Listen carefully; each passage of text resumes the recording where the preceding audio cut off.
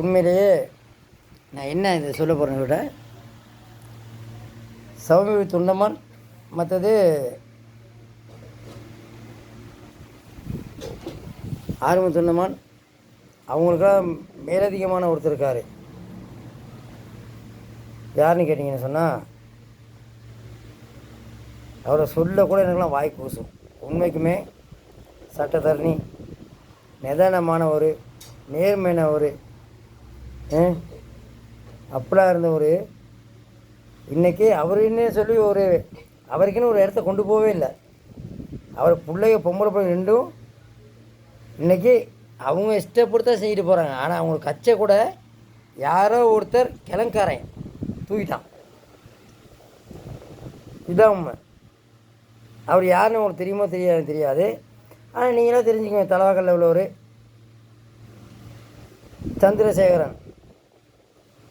சந்திரசேகரன் வந்து உண்மைக்குமே இப்போ எல்லாம் சொல்கிறாரு 7 பேச்சஸ் காணி வாங்கி கொடுத்தேன். 7 பேச்சஸ் காணி திகாம்பரம் சொல்கிறாரு 7 பேச்சஸ் காணி வாங்கி கொடுத்தேன். ராதாகிருஷ்ணன் சொல்கிறதா 7 பேச்சஸ் காணி கொடுத்தேன். ஆனால் உண்மைக்குமே 7 பேச்சஸ் காணி வாங்கி கொடுத்த யாருன்னு தெரியுமா? சந்திரசேகரன் மட்டும்தான் உண்மையிலே மனசார நேர்மையாக 7 பேச்சு காணி வாங்கி கொடுத்த ஒரே ஒரு தந்தை, தெய்வம், கடவுள் அவர் தான். யாரையும் மறக்க முடியுமா? ஒரு காலம் மேலாது திகாம்பரம் வந்து மலைய மக்கள் முன்னில் வந்து திகாம்பரமும் அருள்சாமியும் மத்திய மாகாண சபையில் ஓட்டுக்கே எடுத்தால் சந்திரசேகரன்கிட்ட வந்தாங்க. அந்த இடத்துல நான் வந்து போஸ்ட்டை ஒட்டினவேன். அதான் போஸ்ட்டை ஒட்டி நோட்டீஸ் ஒட்டிக்கிட்டு அப்போ நான் சின்ன நான் நோட்டீஸ் ஒட்டிக்கிறேன்.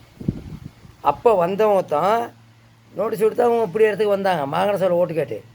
ஆனால் சந்திரசேகரன் ஐயா அவர் வந்து எப்படின்னு கேட்டால் கௌரவத்துக்குரியவர். இறந்து போன தொண்டமான் மாதிரியே ஒருத்தர் தான் வரும். மக்களுக்காக சேவை செஞ்சவர். 7 பேச்சஸ் காணி வாங்கி கொடுத்த ஒரே ஒரு தனி மனிதன் சொன்னால் திகானை கிடையாது. திகானை வந்து மாகாண சபையில் சந்திரசேகரனை பிச்சை எடுத்து ஓட்டு கேட்டு வந்தவர் தான் அவர்.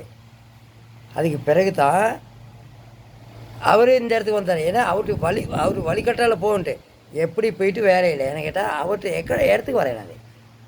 என்றைக்குமே நானாக சொல்கிறேன், கௌரவ சந்திரசேகரன் ரிமாண்டில் இருந்துக்கிட்டே ஓட்டு கேட்டு வின் பண்ணி ஒரு மந்திரி ஆகணுது ஒருத்தன்னு சொன்னாக்க அந்த யாழ்ப்பாணத்தை பிரபாகரன் மாதிரி அதே மாதிரி மலையகத்தில் இதே பிரபாகரன் சந்திரசேகரன் தான். இதான் உண்மை. எவனா ஒன்றுமே கிளிக்கணும். நான் மற்ற மாதிரி பேசிடுவேன், அப்புறம் முடியாது. சரியா? அப்படி வந்தவர்கிட்ட வந்தவங்க தான் அருள்சாமி மகன் யார்? சான் சொன்னால் இப்போ இருக்கார் மனோ கணேசன்கிட்ட அவர் மகன். அவனா சின்ன பையன். சரி, அதே மாதிரி யார் திகாம்பரம். இவங்க 2 திகாம்பரமும் அருள்சாமி 2 பேரும் ஒன்றா ஓட்டு கேட்குறப்ப நான் போஸ்ட் ஓட்டினேன். முடிஞ்ச அந்த வீடியோவில் எனக்கு எதிராக விஷயம் பேசுகிறோம் பார்ப்போம். இந்த வீடியோ நான் ஃபுல்லாக பப்ளிக் பண்ணுறேன். முடிஞ்ச விஷயம் பேசுகிறோம் பார்ப்போம். என் வயசுனா அவன் வயசுனா பார்ப்போம். சரியா? நான் அதுக்கு சொல்லலை. ஏன்னுக்கிட்ட அந்த ஒரு தெய்வத்தையே இவங்களாம் இழந்தவங்க. சரியா? அந்த மையத்தை எடுத்து கொண்டு போனது வந்து ஆர்வம் சொல்லணும். சரியா? ஏன்னா இந்தியாவில் விஜயகாந்த் மாதிரி இந்த விஜயகாந்த் இருக்க வரைக்கும் அவருக்கு என்ன காரணம் என்ன நிலைமை தெரியாது. அந்த மனு செத்தவர் இப்போ கோயில் கட்டி கும்பிட்றீங்க. அதே மாதிரி தான் இப்பையும்.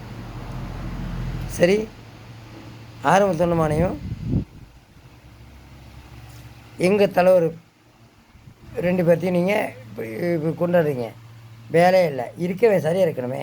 அப்போ தான் சரியாக கணக்காக கட்டு வச்சு சும்மா அப்படியே வீசலாம் வச்சு சிறப்பாக சிறைக்கிறது சரி. நீங்கள் மூஞ்சை கொடுத்துருந்தா ஏன்னா உங்களுக்கு வந்து இங்கிட்டு சல்லி ஆசை, இங்கிட்டு பேராசை, பெரு ஆசை. இங்கிட்டு என்னென்னு கேட்டாக்க இந்த பொண்டு கட்டு போகணுக்கு பேர பிள்ளைக்கு ஒரு விஷயம் தேடணுமே அப்படின்னு யோசிக்கிறீங்க. இந்த வீசை கொஞ்சம் குறையப்போ நீங்கள் யோசிக்கணும் கேட்டால் மகனுக்கு சளி குறைஞ்சிருமோ, இங்கிட்டு மருமனுக்கு சளி குறைஞ்சிருமோ. இங்கே இதை வெட்டுறப்ப நீங்கள் யோசிக்கிறீங்க கேட்டால் பேர பிள்ளைக்கும் பொம்பளை பிள்ளையும் சளி குறைஞ்சிரும். யோசி மக்களை பற்றி. அப்போல்லாம் சரியாக வரும் உனக்கு.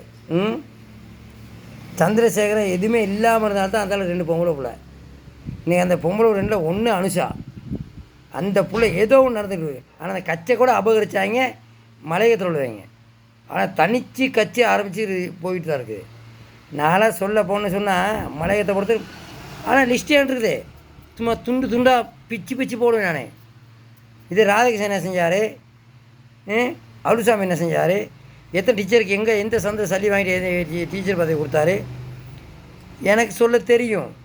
அரவிந்தகுமார் யார், எத்தனை கண்டாக்க வீடை வச்சுக்கிட்டு இருக்காரு, எந்த கனாப்பில் வீடு வச்சுருக்காரு எனக்கு சொல்ல முடியும்.